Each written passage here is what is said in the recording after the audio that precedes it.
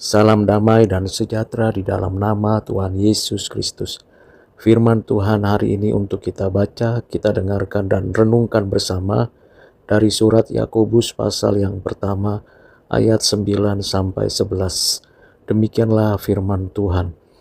Baiklah saudara yang berada dalam keadaan yang rendah bermegah karena kedudukan yang tinggi, dan orang kaya karena kedudukannya yang rendah, sebab ia akan lenyap seperti bunga rumput. Karena matahari terbit dengan panasnya yang terik dan melayukan rumput itu, sehingga gugurlah bunganya dan hilanglah semaraknya. Demikian jugalah halnya dengan orang kaya. Di tengah-tengah segala usahanya, ia akan lenyap. Saudara yang kekasih di dalam Kristus, Yakobus sebagai rasul pada waktu itu memberikan kepada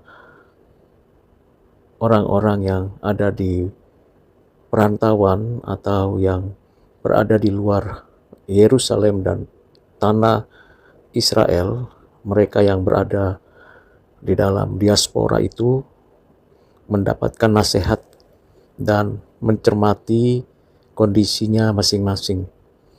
Di sini Yakobus mengingatkan mereka yang memiliki kedudukan yang tinggi dan yang kaya raya, karena pencobaan atau gangguan sering tiba kepada mereka, dan posisi atau kedudukan mereka yang tinggi atau kekayaan yang mereka miliki sesungguhnya tidaklah bersifat kekal, karena akan layu dan akan lenyap.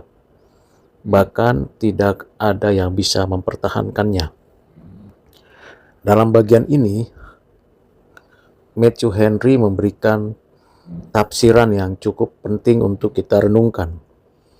Perangai orang Kristen yang kudus dan rendah hati, baik dalam keadaan ditinggikan maupun kehinaan, digambarkan pada ayat-ayat tersebut, ayat 9 sampai 11 ini.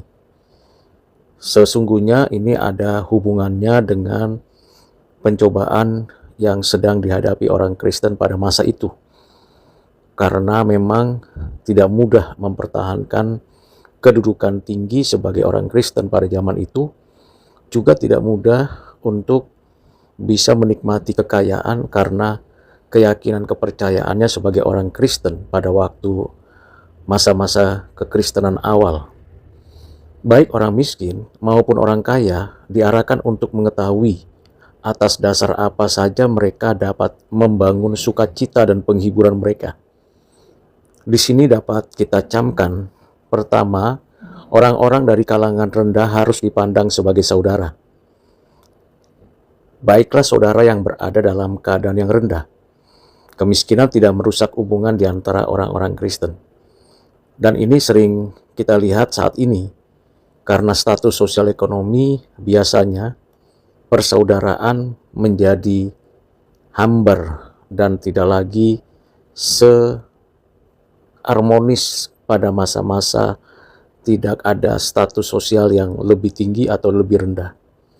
Ini mengingatkan kita untuk kita harus rendah hati dan menerima satu dengan yang lain apa adanya, tanpa menilainya dari sisi status sosial ekonominya. Memang tidak mudah, karena makin kaya, makin memiliki jabatan, biasanya baik orang Kristen maupun bukan orang Kristen cenderung untuk merendahkan orang di bawahnya. Itulah sebabnya Yakobus mengingatkan kita, saya dan saudara, untuk tetap rendah hati. Siapapun di sekitar kita, entah lebih rendah, entah lebih tinggi, tetaplah memperlakukan mereka sebagai saudara di dalam Kristus. Ini memang merupakan suatu bagian pengujian dan sekaligus cobaan gangguan untuk hidup di dalam persekutuan persaudaraan seperti Kristus. Yang kedua, yang perlu kita camkan bahwa orang Kristen yang baik bisa saja kaya di dunia ini. Anugerah dan kekayaan bukanlah hal yang sepenuhnya tidak berdampingan. Abraham, bapak orang beriman, kaya dengan perak dan emas. Artinya saudara, kita tidak alergi terhadap kekayaan yang Tuhan karuniakan, tetapi kita tidak punya keinginan nafsu kekayaan, sehingga dengan berbagai cara kita melakukan sesuatu untuk kaya, untuk uang. Karena akar dari segala kejahatan cinta uang. Bukan berarti kita tidak boleh kaya. Kita bisa saja kaya karena bekerja keras, karena memang terampil, dan memang sepenuhnya karena kebaikan dan berkat dari Tuhan. Namun, kekayaan kita bukanlah sandaran yang menjadi kekuatan untuk kita andalkan. Tidaklah demikian. Justru sebaliknya, makin kaya makin rendah hati, makin menyadari bahwa anugerah Tuhan cukup bagi kita.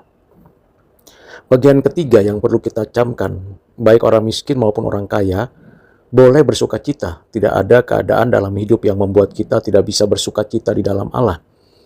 Kalau kita tidak selalu bersuka cita di dalam Kristus, itu salah kita sendiri.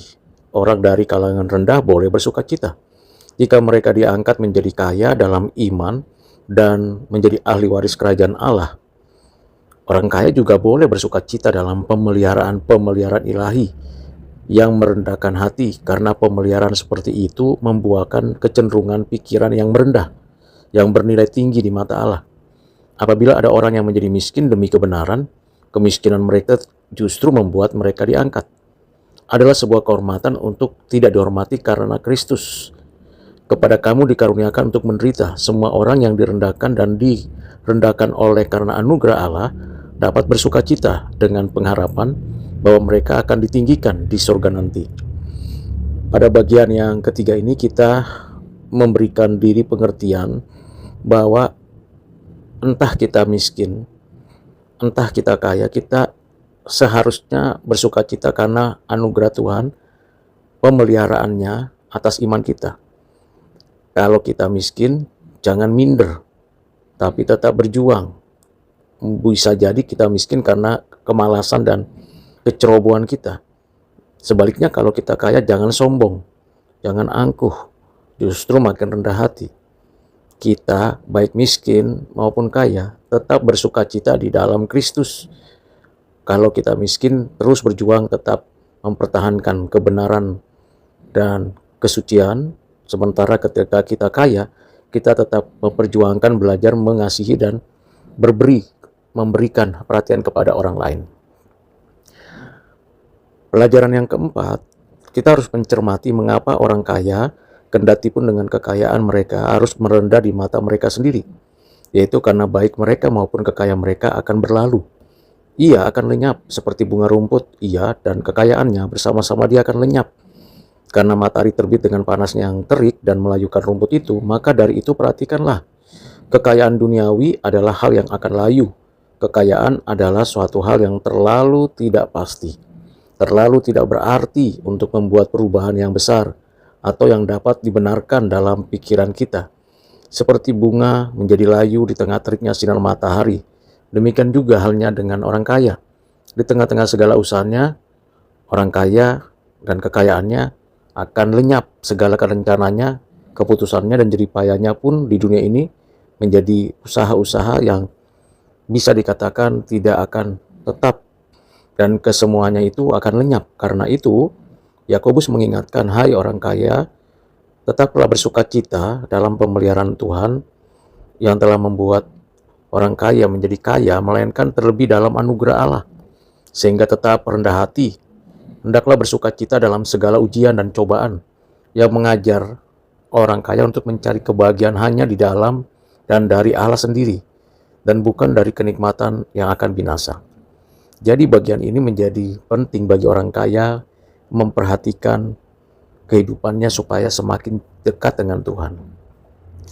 Karena itu saudara yang kasih dalam Kristus, dengan pengertian-pengertian tersebut, mari kita renungkan terus kehidupan kita, baik miskin maupun kaya, tetaplah bersuka cita di dalam Kristus. Ini tidak mudah di dalam konteks sekarang, karena banyak orang-orang kaya yang merendahkan orang miskin, dan banyak orang miskin yang minder dan tidak mau bekerja keras. Mari kita bertobat dan meninggalkan perbuatan dosa. Sebagai orang Kristen, menjadilah orang Kristen yang sungguh-sungguh rendah hati dan penuh sukacita karena pemeliharaan Tuhan. Tuhan Yesus memberkati kita sekalian. Amin.